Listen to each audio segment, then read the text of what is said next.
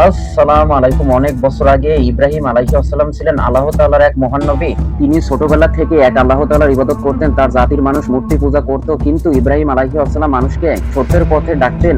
এজন্য তিনি অনেক কষ্ট সহ্য করেছেন। ইব্রাহিম আলাইহিস সালাম দীর্ঘদিন পর্যন্ত সন্তানহীন ছিলেন। বৃদ্ধ বয়সে আল্লাহ তাআলা তাকে এক পুত্র সন্তান দান করেন। সেই সন্তানের নাম ছিল ইসমাইল আলাইহিস সালাম। ইসমাইল আলাইহিস সালাম ছিলেন অত্যন্ত শান্ত, ভদ্র ও আল্লাহ ভীরু। ইব্রাহিম আলাইহিস সালাম তার ছেলেকে খুব ভালোবাসতেন। ধীরে ধীরে ইসমাইল আলাইহিস সালাম বড় হতে লাগলেন। বাবা ও ছেলের মধ্যে গভীর ভালোবাসা তৈরি হলো। এক রাতে ইব্রাহিম আলাইহিস সালাম স্বপ্নে দেখলেন তিনি তার সবচেয়ে প্রিয় জিনিস নিজের ছেলে ইসমাইল আলাইহিস সালামকে আল্লাহ তাআলা পথে কুরবানি করছেন। নবীদের স্বপ্ন সাধারণ স্বপ্ন নয়, তা আল্লাহ তাআলার নির্দেশ। প্রথমে তিনি ভাবলেন হয়তো এটি পরীক্ষা, কিন্তু একই স্বপ্ন তিনি বারবার দেখতে লাগলেন। তখন তিনি বুঝলেন এটি আল্লাহ তাআলার আদেশ। এই আদেশ ছিল অত্যন্ত কঠিন, কারণ বহু বছর অপেক্ষার পর পাওয়া প্রিয় সন্তানকে কুরবানি করা কোনো সহজ বিষয় নয়। কিন্তু ইব্রাহিম আলাইহিস সালাম ছিলেন আল্লাহ তাআলার প্রতি পূর্ণ আনুগত্যশীল।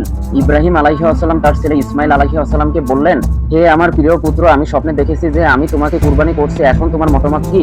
ইসমাইল আলাইহিস সালাম ভয় পাননি। তিনি আল্লাহ তাআলার আদেশ মেনে নেওয়ার জন্য প্রস্তুত ছিলেন। তিনি বললেন, হে আমার পিতা, আপনাকে যা আদেশ করা হয়েছে তাই করুন। ইনশাআল্লাহ আপনি আমাকে ধৈর্যশীলদের অন্তর্ভুক্ত পাবেন। বাবা ছেলেরা ঈমান ও আনুগত্য ছিল অসাধারণ।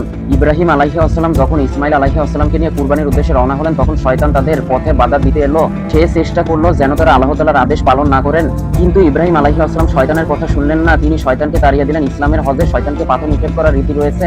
ইসলামের হজে শয়তানকে পাথর নিক্ষেপ করার যে রীতি রয়েছে তার স্মৃতি এখান থেকে এসেছে। অবশেষে তারা মিনার প্রান্তরে পৌঁছালেন। ইসমাইল আলাইহিস সালাম আল্লাহ তাআলার আদেশের সামনে নিজেকে সমর্পণ করলেন। কিছু বর্ণনায় এসেছে ইসমাইল আলাইহিস সালাম বলেছিলেন যেন তার চোখ বেঁধে দেওয়া হয়, যাতে তার বাবার মনে মায়া না জাগে, আবার যেন তার কাপড় মায়ের কাছে পৌঁছে দেওয়া হয়। ইব্রাহিম আলাইহিস সালাম ছেলেকে শুইয়ে দিলেন এবং আল্লাহ তাআলার নাম নিয়ে কুরবানি করতে উদ্যত হলেন। ঠিক তখনই আল্লাহ তাআলার রহমত নেমে এলো। আল্লাহ তাআলা ঘোষণা দিলেন যে ইব্রাহিম আলাইহিস সালাম তার পরীক্ষা সফল হয়েছেন। আল্লাহ তাআলা ইসমাইল আলাইহিস সালামের পরিবর্তে জান্নাত থেকে একটি বড় দুম্বা পাঠিয়ে দিলেন কুরবানির জন্য। ইসমাইল আলাইহিস সালাম নিরাপদে রক্ষা পেলেন আর সেই দুম্বা কুরবানি করা হলো।